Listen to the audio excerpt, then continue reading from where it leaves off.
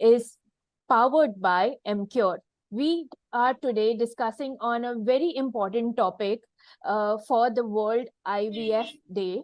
The topic is around innovative approaches in this infertility treatment. For this, we have very eminent panelists here with us today. With that, we start on to this very informative session today. So as our audience is both from medical and non-medical background, this session specifically aims to spread awareness amongst all people, especially couples who are facing this issue of infertility. So let us start with setting a good context and background to this topic of innovative approaches. So my first question is to Dr. Manish. Sir, can you please help us understand and our audience what different innovative approaches are there for infertility treatments, and what are some of the approaches that you find very innovative and latest in this field? So as far as infertility is concerned, the treatment begins from very simple measures like giving tablets or hormonal injections to improve the fertility of the woman, to endoscopic surgeries to correct pathologies or anatomical deformities.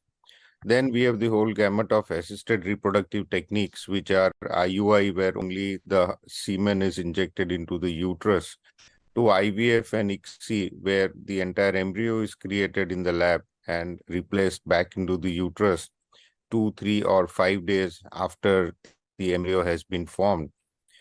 To this, there was the addition of freezing or vitrification of surplus embryos so that this could be used at a later date.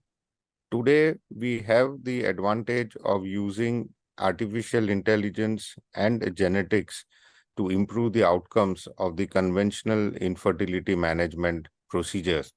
So we have the pre-implantation genetic testing, which is done to screen embryos for known or unknown chromosomal abnormalities so that the couple can have a disease-free child.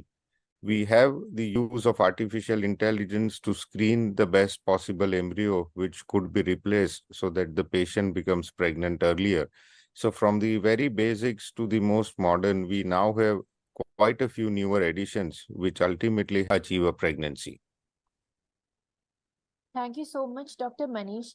So this IVF treatment and infertility treatments for the public in the scale of media and through movies have a very not so positive repo, and it is often advertised and shown this way that there are many mistakes that can happen. So we would like you to please address our next speaker, Dr. Bajpai, to please address this common misconception that people have, that there could be mistakes around this treatment and there could be a possibility of getting injected with somebody else's sperm and etc. So how can you please throw light on this and also give some background into how these are just misconceptions and are not the case in real? Yes, definitely the awareness regarding treatment of ART procedures, including IVF and IUI, is majorly going through mass media and especially through news portals, through movies. And usually, as we know, news and movies are more dramatic as they are, depicting the norm. So standard IVF operating procedures, if you look at them, the identification of the patient's sperm and the patient's oocytes and the embryos is the first priority of any standard IVF treatment center. And this is very, very carefully done. And very much, it's the main part of the labeling, double checking, and then transferring. And even when we store these biological products, especially the gametes, the embryos, we label them and the double cross-checking is done. So definitely these things are there in the mass media, but the mistakes are very, very rare. And in a standard and in a good IVF program, they should be avoided at every cost. And these are being done. Any of our other panelists would like to add on to that? We are talking about how these infertility treatments have been shown in a bad light in various different media platforms, and how it is also shown that publicized that there could be mistakes. So this causes a big fear amongst people as latest advanced techniques keep on coming in infertility treatments, and people are really not aware of the different options that they can go for. So if not, I would direct this next question to Dr. Suparna Banerjee. Ma'am, as Dr. Bajpai was speaking, that there are strict protocols that are followed. We would like your views on making people aware that how standardization and standardized care is ensured across all these treatments and across different clinics of multiple locations within one setup as well, and what measures are generally taken to provide consistent patient experience and successful treatment outcomes. Yes, thank you. It's a very good question. So we know we have got our ART rule now. We are very strict and vigilant about following the rule. But before the rule also, we used to follow few norms. Like people sometimes worried about, and that's why IVF in a bad light, that mixing of gametes. So that is the worry of all the couple, that if it is mixed with somebody else's gametes, especially when we see the male partner is a very low count or azoospermic, and they just question doctor, will I get my own biological baby? That means if we are mixing, we are not getting his sperm and we are giving him a donor sperm. So I would like to, I'd like to confirm and like to convince my all the patients that we never do this sort of practice anywhere. And always we counsel the patient. So before we go for any treatment, we counsel, we investigate. We have got good quality egg, bad quality egg, or the sperm quality already been assessed, already been counseled. If I'm not getting sperm, I will discuss with my patient.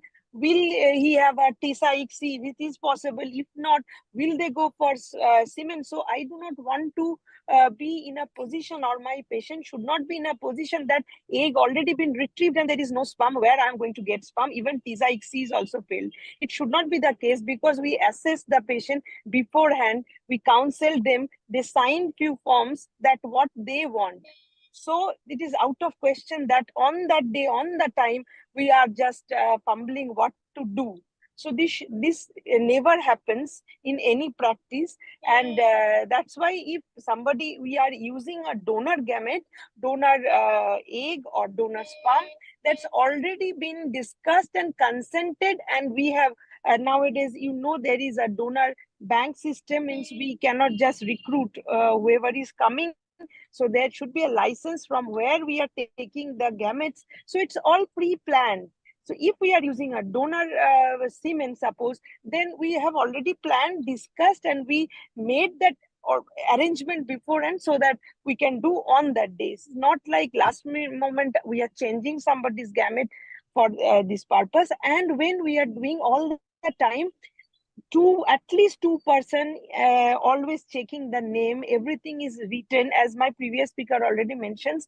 All the straw, all the dishes, we already mark them and keep them in different, when we are culturing them in different chambers we are culturing, and it's already written in our lab which chamber, which patient's material is there, so that we should not mix with somebody else, and we should not unnecessarily open the chamber where it is not there. So always it is there. And with the AI now, again, when we are storing in the nitrogen chamber, then that time also, if in a traditional way, we also know it is written in our book where which straw, where it is written, which canister, which chamber. But still nowadays it's AI, it's at time we are using this AI very much. So there are system where you can mark them, so it's already like highlighted. this is your straw.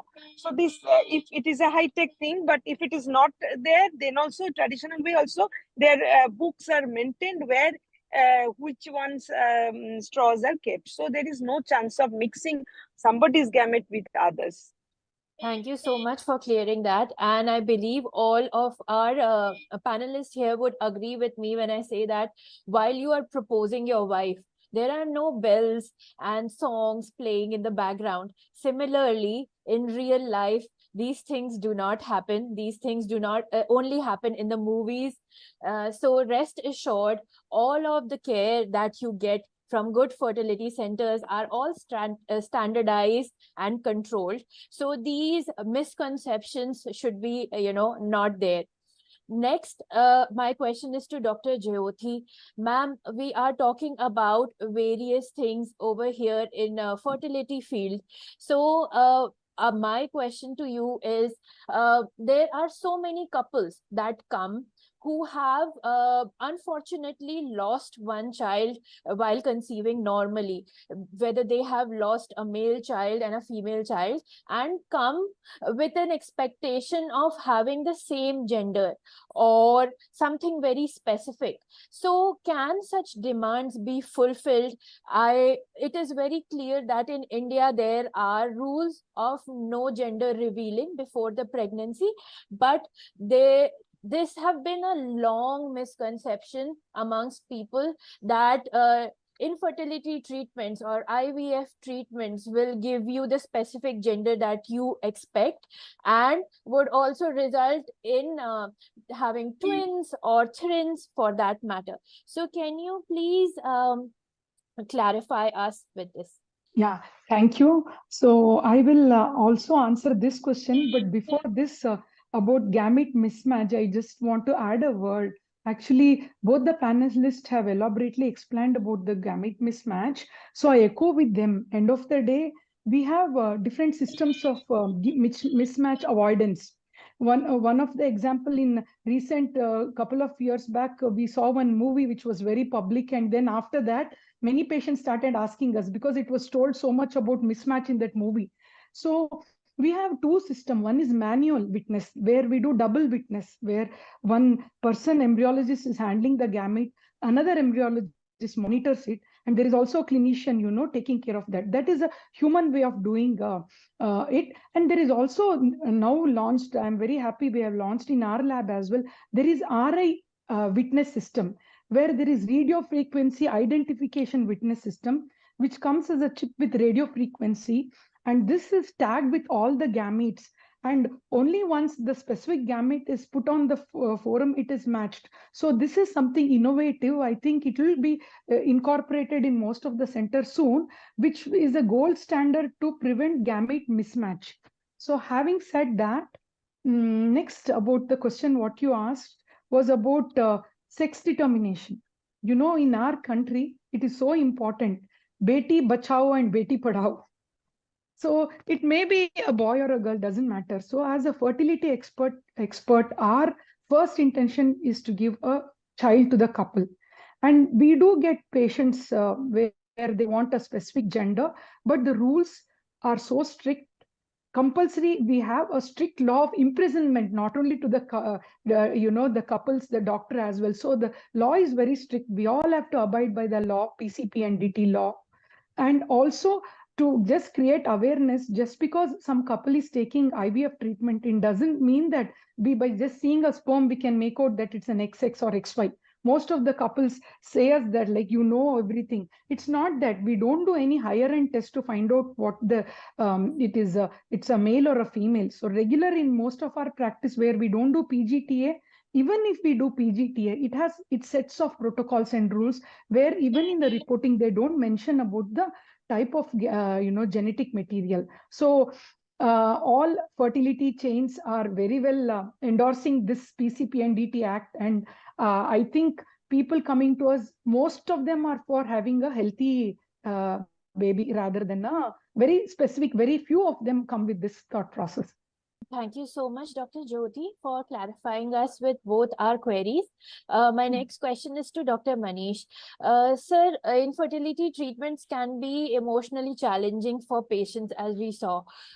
What patient-centric measures have you seen get implemented that are very successful at providing holistic support to the couple and counseling and psychological care that they would require throughout their treatment journey?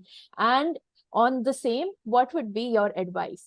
I think one of the major reasons why women or couples drop out of infertility treatment is not financial, but it is the stress of the treatment.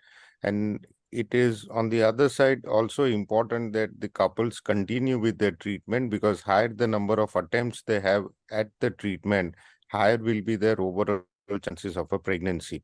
So it is important that we look after the emotional quotient of the patient apart from the medical treatment. And this begins from how the doctor talks with the patient, how the doctor counsels the patient. Now, with the Act in place, it is also mandatory that every clinic has an independent psychological counselor who takes through the couple through the emotional and the psychological upheavals that they face during the treatment. But in addition to this, what I have noticed is that the one thing which helps patients most is being completely transparent and honest about what is happening.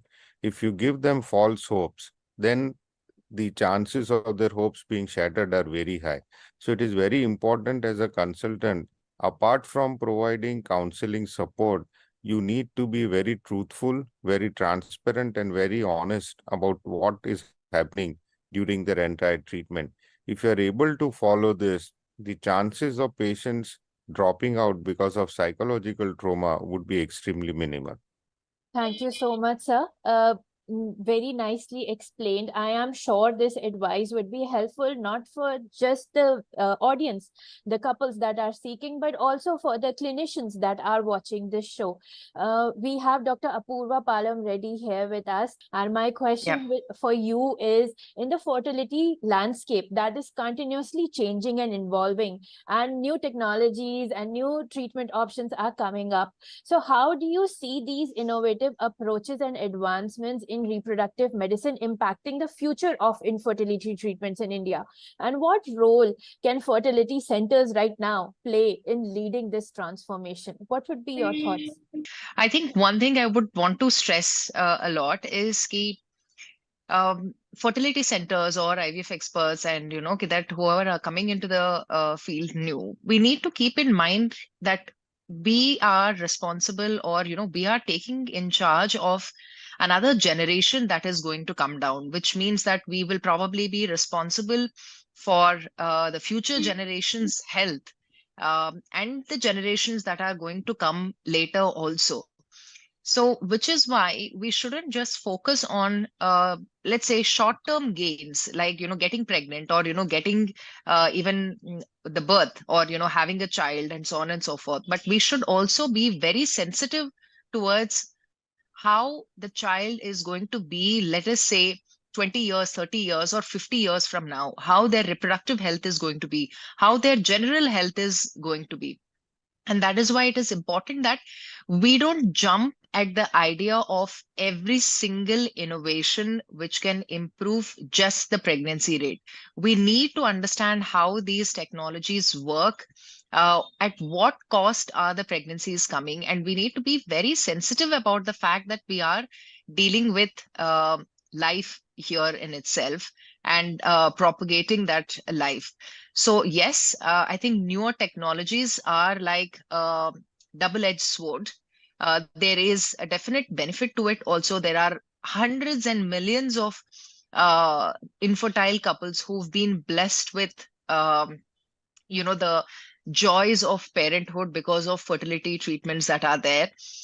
So the onus to kind of make sure that the joy remains, and we are not kind of interfering too much with nature, and we shouldn't always try to play God. We should just try and assist these couples in making sure that they have a healthy child, and we ensure that a healthy generation to kind of come about. My next question is to Dr. Vajpayee. Ma'am, when we are talking about innovative approaches, of course, AI comes into the picture, and most of the people do not understand what AI or artificial intelligence really means or how it really helps them with fertility issues. But another aspect of this is also telemedicine and teleconsultation, for that matter.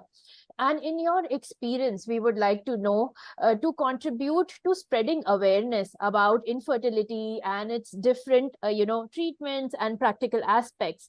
How successful has this been? What has been your experience? And what would your recommendations be to doctors and to couples alike who are looking into and want to know more on this? Yeah, it's a very, very nice question. And definitely with telemedicine, as we see whenever there is a treatment protocol, so there are three aspects to it: the awareness, affordability, and accessibility. And telemedicine can actually take care of all the three aspects, because we've got lakhs of patients and couples with infertility in our country, and accessibility to a better and a good infertility care to these patients who are living in the villages or in the tier 2 or tier 3 towns is quite poor. So telemedicine could be handy for them because some of these disorders are rare and they require real experts which are not available in their own town. So telemedicine definitely gives them accessibility to these doctors so that they can have best quality care. And now with the availability of internet and availability of these online protocols and the government being really helpful in clearing these protocols so that a good standard care can be provided to these people. And definitely with pandemic, this has become acceptable to more and more people. Because of the lockdowns, people became aware of consultations online, and even hospitals and chains have decided to, provide not even investigations and ultrasounds and images being transferred through telemedicine. So the things have really shown a positive outlook, specifically to our reproductive medicine care, and especially in ART programs, which require a prolonged sort of a treatment. So one IVF cycle would require, say, about a 6 weeks program. And it is very, very difficult for a couple to leave their place of work, their hometown, and to approach an infertility center where treatment can be given. A lot of these treatments can be combined with local doctors, and a lot of their travel to and fro to the infertility clinics can be minimized with the help of telemedicine. And definitely post-pandemic, we have started, even patients from villages, and with the availability of internet on the phones in their hand, even villagers are able to send in their reports, send in their initial consultations on the telemedicine protocol. So it is very handy. Thank you so much, ma'am, for sharing. And definitely rightly said that before pandemic, there was a lot more resistance from both patients and clinicians side on using these platforms to disseminate proper medical information. But now with the updation in the rules and regulations from the government side, standardized care can also be provided through such specifically women after a certain age cannot go for treatments or cannot get pregnant even through IVF or different fertility treatment forms.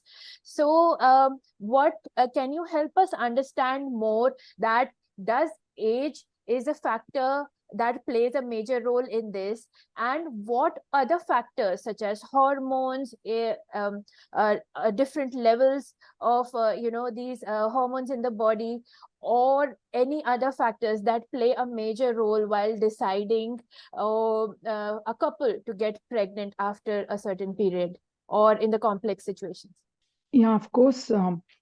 Age plays a very, very important single factor which affects fertility. So, end of the day, there is something called as window of fertility. You see the graph of women, once she attains menarche, that's the first time she has her periods, and then it takes some time for the HPO axis to set in. And from 21, the graph is like a bell shape. It goes. And then at 29, 30, she's having the peak. And then the graph comes down. So if that window of fertility is missed, then they have to struggle a lot. As any organ ages, like there is age for skin, age for eyes, age for heart, even the reproductive system, the ovaries and the uterus have age. As there is advancement in age post 35, it is getting ready for a completion of fertility and going for a kind of by 40 45 to India it is 47 now, menopause. So important is the time of planning pregnancy. If they want to have a natural pregnancy, all said and done, planning before 30 is always better. But of course now everybody can't do that, right? So we have others like the advancement like social egg freezing, which is coming up in a large scale now. If women are not able to get their fertility, so this is something which I think in future years we'll be seeing about of egg freezing, social egg freezing. And then other factors, if you say, you also not only women, we see male infertility increasing. It's almost like an epidemic of male infertility. So from almost 25% 10 years back, it's almost on par 50% now in the whole male infertility as well. We have to address this issue. And of course, prevention is better than cure. If you think what are the preventive measures, one of is lifestyle, where we are going to now, the sedentary lifestyle, and also excessive smoking, alcohol. These are all something which we can definitely have an awareness and create awareness and spread across the importance of lifestyle. And when it comes to hormone, of course, it won't be in anybody's control, but still we have to rule out many other factors of ovulation, anovulation, like we have WHO 4 types when the hormones are there: hypothyroid, thyroid, and aging ovary. So all these are there which we have to, as a doctors, we can dive and find the reason for infertility. Thank you so much, Dr. Jyoti. You touched upon one of the points, which is social egg freezing. My next question is on the same aspect to Dr. Suparna. Ma'am, so with the latest, rise in this egg freezing terminology and egg freezing concept carried on and popularized by many, famous personalities or superstars, most of the people in India who are very career focused or do not want to get married or do not want to have kids early on in their life are looking into this option. So can you please help us understand what this is, and if it is a one-stop solution to all pregnancy problems as people consider it right now in lay language? Is it that so? So can you please help us understand? For egg freezing, that needs awareness. Are not aware of the thing how and when egg to be frozen. I got in my practice in Calcutta, which is a metropolis cities. So working ladies are there. When they come for the request of egg freezing, it's quite already late. So in their late 30s or early 40s, they are coming that yes, I am not married. I am not married. I don't have kids. So I want to freeze my egg for later use. But that time she's already 38, 39 or 40. Number of eggs are very low. So it's not that we cannot do it. We can do it. But the outcome, when she needs a counseling regarding the number of eggs we will retrieve from her, not necessarily is equal to the number of zygote we are going to make and the chance of pregnancy accordingly. So that when the number of egg is itself less, then the quality of embryo, and if it is not embryo, that time we are just freezing the egg. So after that thawing process is another process, another chemical process, it has to withstand. And then if it is not a good quality egg, sometimes we will not be able to revive that egg and do a ICSI. So it's and some I have got request as well. Somebody has frozen 1 or 2 eggs in another center, and it is before this rule came out. Thank God we are not transporting any kind of gametes from anywhere.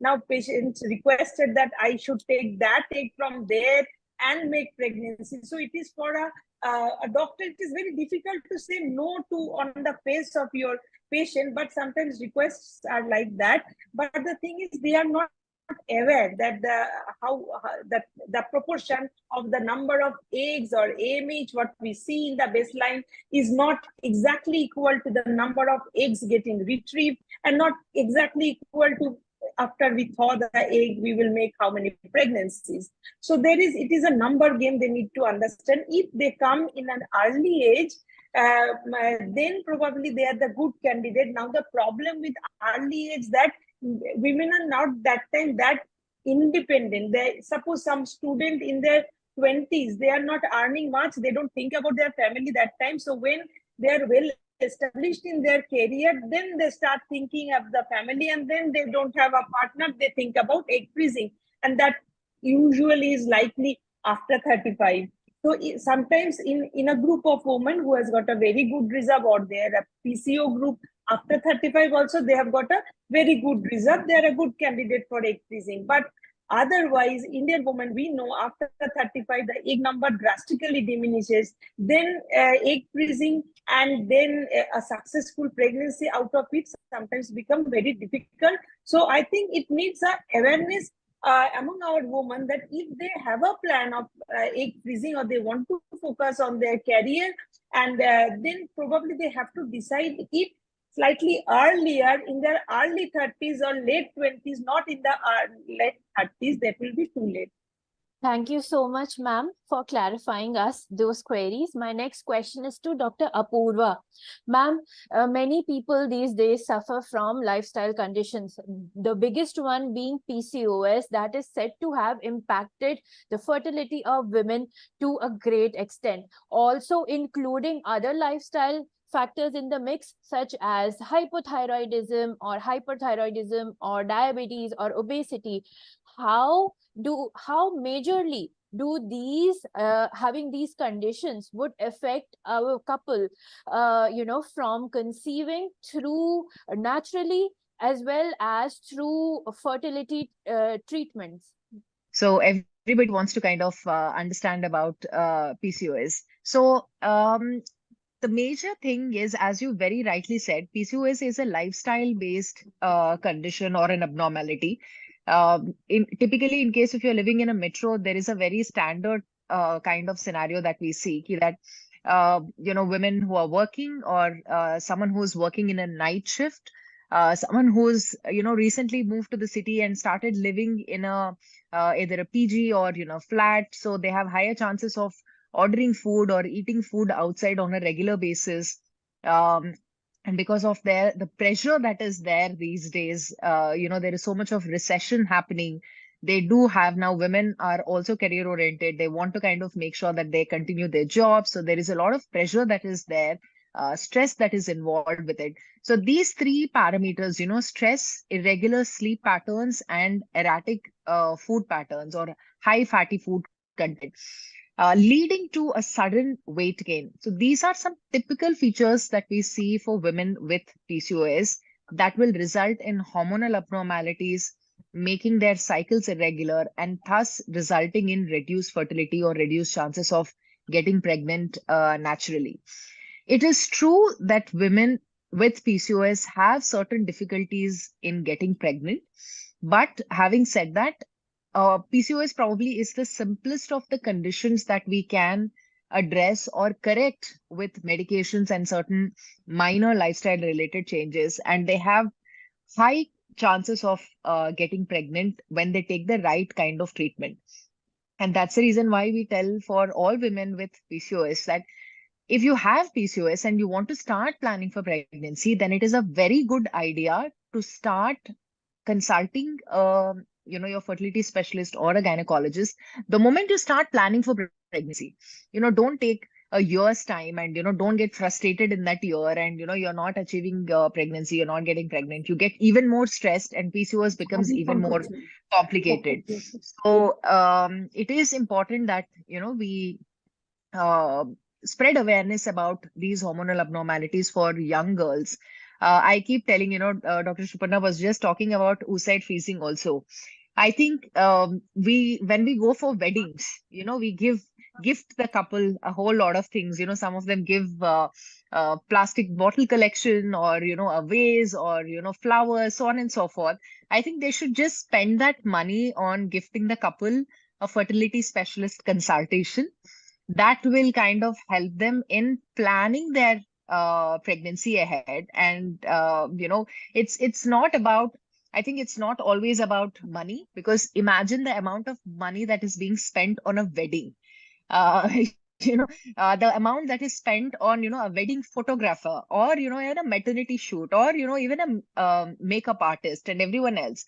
So people do have the resources, or at least something remotely similar to it, but they are not aware, or they don't feel that it might actually create so much of a problem for them, and that is the reason why they are very hesitant towards going for these kind of conditions. So it's more about spreading awareness, and with that, the possibility or necessity for high end fertility treatments is going to come down. Thank you, ma'am. Very rightly said, and very innovative solution that you shared.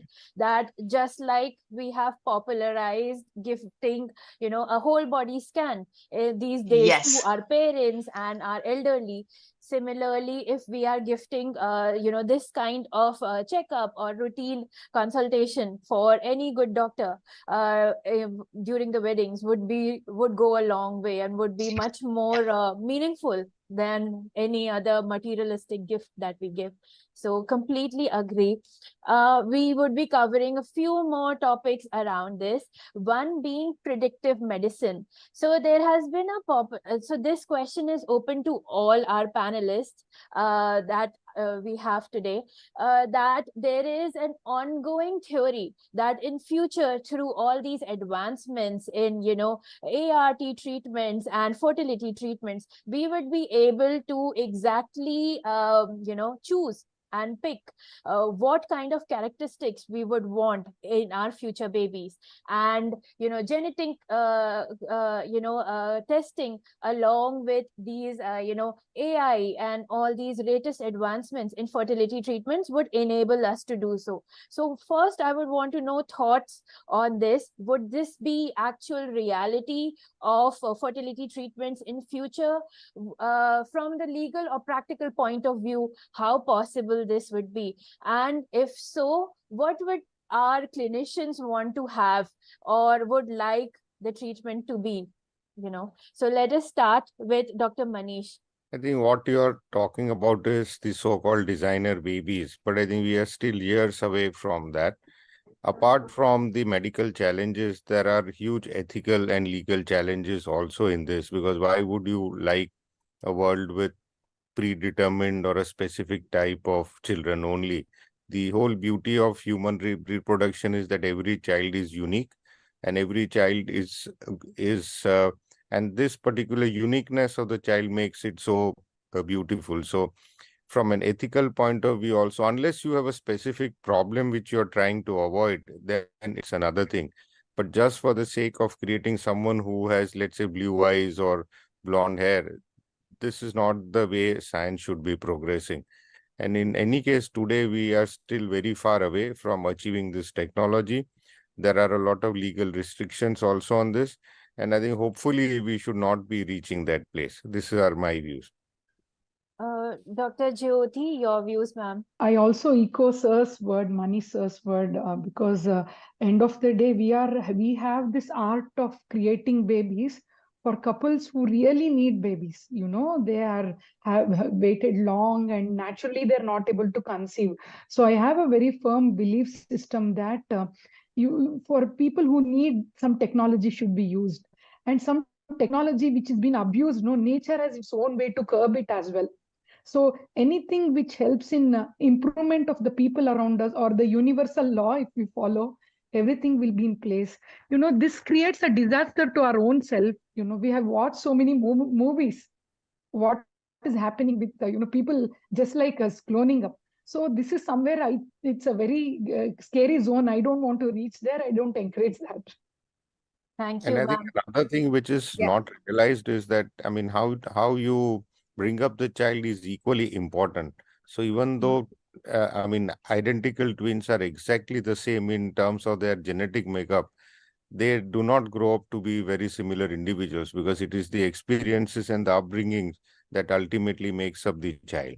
Yeah, I'd like to comment here as well. I definitely agree with both of my previous speakers that we don't agree with designer baby or eugenics, what it used to be called in the previously. Definitely, the whole idea of sexual reproduction is to produce variety. And a trait that one person thinks is good might not be good in later on time. So variety is what the human race and the whole biological world is yearning for. So that is why morally, ethically, scientifically, designer babies are not something that we should yearn for.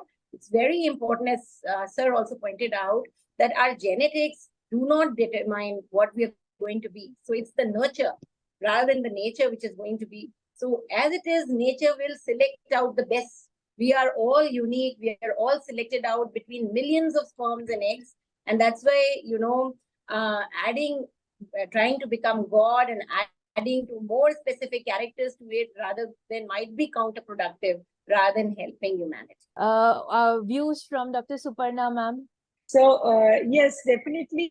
I think there are new inventions are all going on. Dr. Apurva rightly mentioned that, and Dr. Bankar also rightly mentioned that we do not want to create clone. So we want this variety of people. That's how nature works, and that's how in the meiosis also we know maternal and paternal chromosome how they mix up, and the baby does not look same. Like when the donor, when any couple comes to us who needs a donor gamete, then they ask that, will the baby look like me?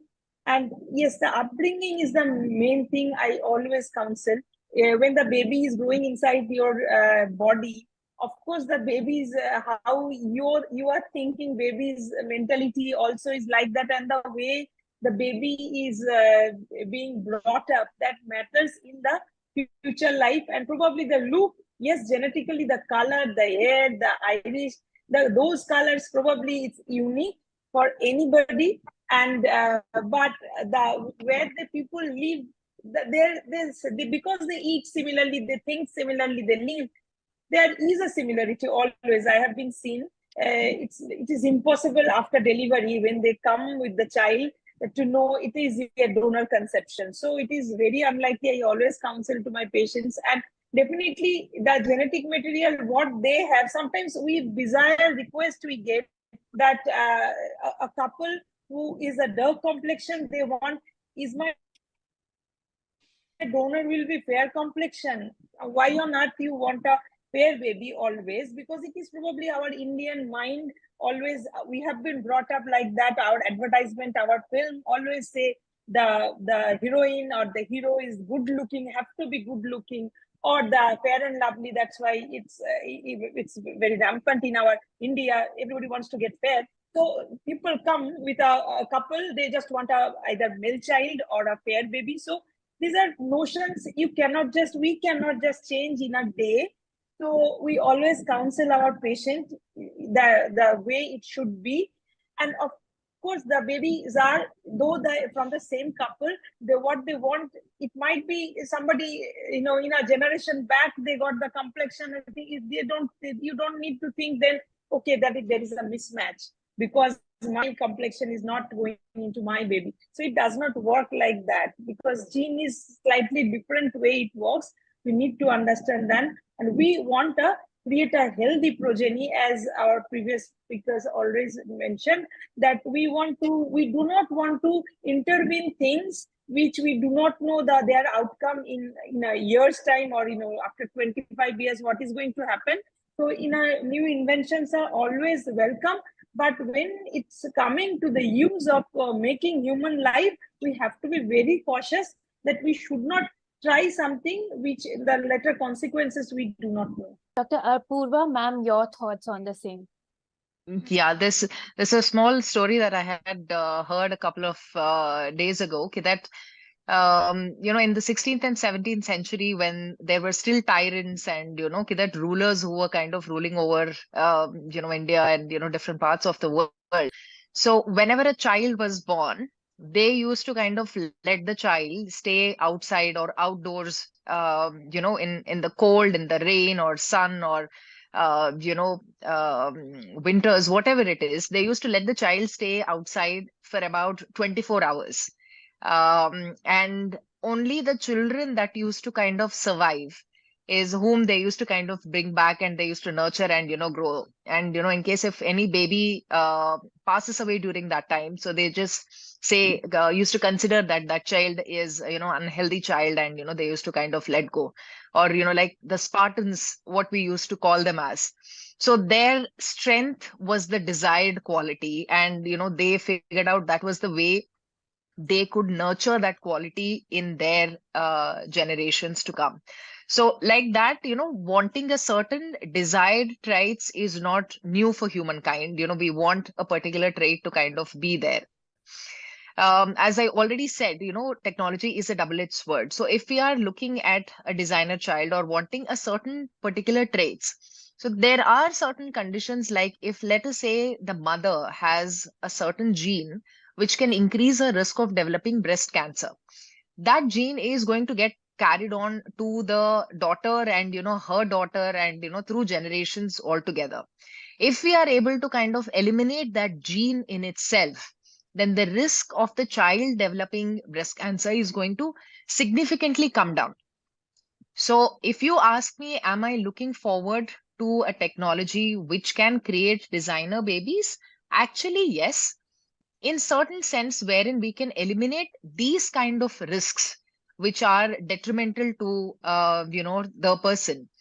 But again, we need to kind of make sure that we are not doing any further harm. Whatever is absolutely required is what we need to do, and not go for minor variations with respect to, let us say, a height or skin tone or, a whole lot of other physical traits of the baby, which is only going to be an aesthetic way. We need to kind of ensure that we are using even that tech for the health of the future generation, and not just for creating an aesthetically good society. Thank you so much for pointing out, ma'am. And to some extent, doctors and clinicians do that on this day and age as well. So if a pregnancy is detected in which the future baby would be having a very major genetic rare disease or some sort of brain disease, they do warn the mothers before that your child is supposed to have this sort of syndrome in future, and would you be willing to go forward with it? So that sort of medical laws we do have in place, but definitely when it comes to designer babies and having that option of picking and choosing, the world could really go haywire in both pro and in both positive and negative sense. So well, that is for future to decide. But another very big topic that we have people that wonder is again an open question to all our speakers is, can couples who can conceive naturally also, can they go for artificial insemination or these sort of assisted reproductive technologies, or is it solely just for those couples who cannot conceive naturally? So I would like views from all our speakers so that this myth can be clarified for our audience, starting from Dr. Manish. So all these technologies help a couple in having a child, and it all boils down to the probability in that particular month. So if the couple has a chance of conceiving naturally, the probability normally would range between 10 to 15%, even if the couple is fertile. With the use of technologies, we can increase these chances from 10 to 15% to 30, 40, 50, 60%, depending on the age, the technology that is being used. So, one, there is nothing against the use of these technologies for couples who can conceive naturally. And two, what this essentially does is shortens the time to a pregnancy. And thirdly, if we are going to use advanced technology, maybe it will help in improving or eliminating disorders if they're running in the family. So the whole issue of the pre-implantation genetic testing, especially for monogenic diseases like thalassemia, these couples are fertile, but we use technology to have a child which is disease-free. So on the one side, it shortens the time to pregnancy, and on the other side, it helps in producing a disease-free baby. Having said that, we should also look at the cost, we should also look at the risks, and it is not something which should be blindly adopted. Thank you so much, sir. Building on to what Dr. Manish said, my question to Dr. Vajpayee next is, ma'am, can you please help us elaborate what different diseases, if the couples are suffering from, should, get checked previously before conceiving? So one of them being thalassemia, as Dr. Manish shared. Are there other such diseases that the couple should be, informed before they go? Yes, screening for certain disorders is a part of preconceptional counseling. Many monogenic disorders, they run within families and they could be screened for, and it's a proper history taking and identification of those disorders. Just like there are disorders like Duchenne muscular dystrophy, hemophilias. These are all disorders that run in the family and can be prevented by utilizing these technologies, especially ART and PGT. Having said that, I would want to build up on Dr. Manish when he was saying that, yes, definitely fertile couples, they can accept these technologies to prevent disorders that are running within the families. There is another set of fertile couple, especially who are going to be suffering, who are suffering from certain disorders, which would in future lead to their fertility being compromised, especially cancer treatment. And fertility preservation in those conditions could be utilized, and their fertility could be frozen. And especially even if they are not married, you can freeze their eggs, you can freeze their sperms, and if they are married, then you can freeze their embryos and they can go through their treatment and then later on access these technologies to have a baby. So definitely fertile now, but later on they have a chance of losing their fertility, they can accept these. Thank you so much, ma'am. Dr. Jyoti, ma'am, your views on the same? Yeah, so here, as the previous panelists have already elaborately explained, so two quick points I have here. So when you talk about infertility, what the diagnosis says is it's 1 year.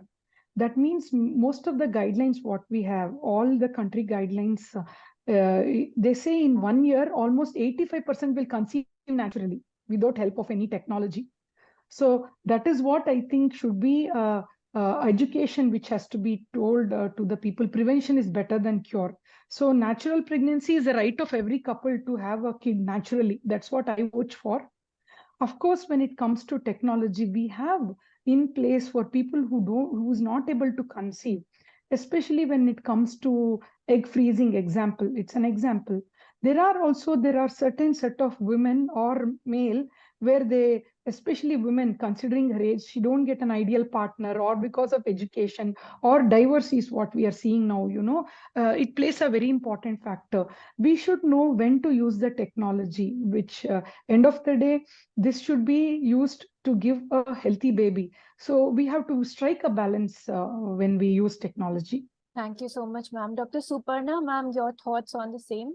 Another group of patients which they are fertile still, they need sometimes help of technology.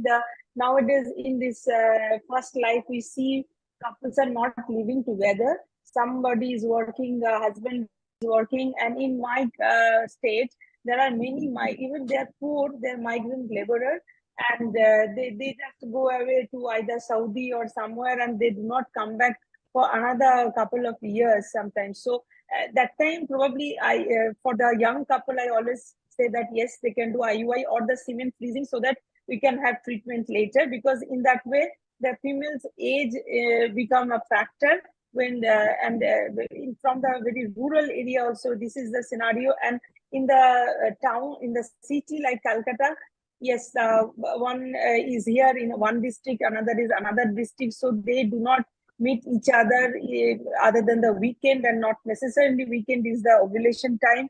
So yes, there are those difficulties, and nobody can leave their job. They do not get holidays for that. So it is really tough for them. In that case, probably these technologies like IUI type of technologies is very helpful for this couple, where they can use. But sometimes when they are getting, in their late 30s, they are in a rush that, yes, we have not made that decision before. Now we need to have the baby just now. Probably IVF will be an option for them, like this group. Other than that, my previous speakers, I agree completely with them. Thank you so much, ma'am. Dr. Apurva, ma'am, anything you would want to add on this one? Or do we have Dr. Apurva? I believe she's busy. No worries. Let us move on to the next question, which is the last question for today, again directed to all our panelists.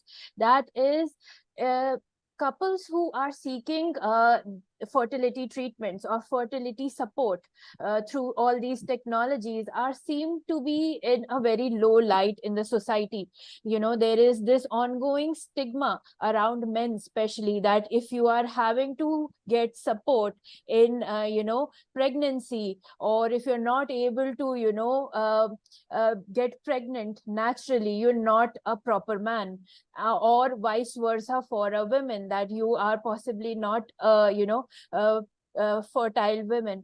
So how can we spread the message around that technology is there to help us, and there is no need to put such couples who are seeking fertility treatments under low light? So starting from Dr. Manish, sir, what would be your advice to all those who are watching? I think this is a very important and a very, very relevant point. And it might come at a surprise to a lot of our viewers that even WHO defined infertility as a disease only a few years back. So this is something which 15 to 20% of the population suffers, but has been defined as a disease only a few years back, shows how stigmatized these couples would be. And I feel there are two ways in which this can be addressed. One is the role of the media, and I would mention all kinds of media who would talk more and more about this, so that couples know that they are not the only ones. And second, it is equally important for couples who have undergone some form of treatment also come out in the open. They should not be ashamed. They should not be afraid of sharing what they've achieved, because after their success, if they speak out, they are actually helping a lot of other couples who are looking at similar treatments, and they feel that they are alone. Because today in some of the Western countries, as high as 1 out of 7 or 8 child born is through IVF. So it is increasingly common, especially in some of the Western countries, for couple to come forward for this treatment. So I think media and the couples both have an equal role to play. And of course, the doctors who should also raise the awareness. Dr. Bajpai, ma'am, your inputs on the same. Yeah, definitely. The couples who suffer from infertility, they are stigmatized, and even after successful treatment, they continue to hide that they've gone through this because of the social stigma, because people attach not only to the couple but also to the child born out of these treatments. And that's why our first IVF baby did not come out, and it was not revealed to us that it was an IVF baby for much later. So it's important that awareness not only is given to the couples who are suffering, but also to general public, and the information should be given in the form of reproductive education right from adolescent age group, where they understand what fertility is, how pregnancies can be, they are achieved and prevented. So the whole idea of sex education right in the adolescent age group, they become more open and transparent about this part of the health, which is very important. And then only the stigma can go away. So it's very important to teach them right at the beginning, so that they are aware, they prevent disorders from chipping in. And then if there are disorders, they are open about it and seek help. Thank you so much, ma'am. Dr. Jyoti, ma'am, your views on the same. Yeah, so about stigma, of course, fertility, the way it is seen in our country especially, it starts like this: how many years you're married, how many kids you have. The question is always, together, totally knitted. But of course, one side and the other side, if you see, because of the availability of the digital platform, even in the rarest of the village, everybody carries smartphone now. And a lot of awareness has been created about fertility and the treatment also. And we also see many fertility centers raising now. So definitely number of patients are increasing. Centers are there to treat the couples. So I would just like to highlight one incident, one true, one couple. What happened was 20 years back, now he's 48. 20 years back, he was azoospermia, and there was not much awareness of microTZ and, ICSI. So he was told somewhere that he can never become a genetic father. No, he researched and the awareness he's created. He had come down, we did microTZ, got sperm, and he's become a genetic father. So for 20 years, long wait for this man. So some kind of awareness is being created. People are now ready to accept and, come forward and get treated. So that is thanks to the technology. Thank you so much, ma'am. Dr. Suparna, ma'am, your thoughts on the same? Yes, the stigma, I understand that most of my patients, they come, they say their in-laws, their families, their neighbor, whoever, everybody stigmatize them. Sometimes people, they're very poor, they themselves, I think they cannot sustain themselves. They still want their pregnancy, and knowing that this technology, this treatment will cost some money, and they are ready to pay for it, and even if selling their house or their whatever. So it is very painful to see that we cannot just change the societies in a day, but definitely awareness needs to be it's as Dr. Vajpayee already mentioned, that we do not have any sex education in the school. So from the very beginning, our mindset are like that. You have to get married and get children, and this is the society we belong. So yes. So if we need to make an awareness, we need to start from very beginning, because they are going to make the change in the society. Because then, yes, definitely there are help available, and people, and with the social media, whenever they have a problem, they just check in the social media, YouTube, Facebook, and they get a solution, and they are coming with the thing that, yes, I have seen this in this, I have this problem, I have seen this, it has got a treatment. That is a good thing about it, that they are getting aware, even in rural India as well. But definitely the stigmatization, we cannot just stop in a day. We can make everybody aware that it is a disease and it has got a treatment, and the outcome is good. They are not monsters. We are not making monsters in our lab. So these are the few myths I think people have, that it might, if it is a test tube baby, will it be same like a normal baby? So it's questions sometimes look funny, but people ask these questions because they have got the fear that, yes, it might be something, a defect, or, So this awareness, if we can spread awareness through all the media and platform, and, definitely sex education, that will in turn help in the long run. Thank you so much, ma'am. And very rightly said that, few years ago, just as mental health diseases were, stigmatized a lot, and with more education and more awareness and more acceptance, we have a very conscious society now who is very conscious around mental health issues. Similarly, awareness and, more consciousness is required around infertility topic as well, and for those who are suffering from this disease. So definitely there is a long way to go, and this is only possible by collective effort of people as well as with clinicians, cannot be done by just one person alone.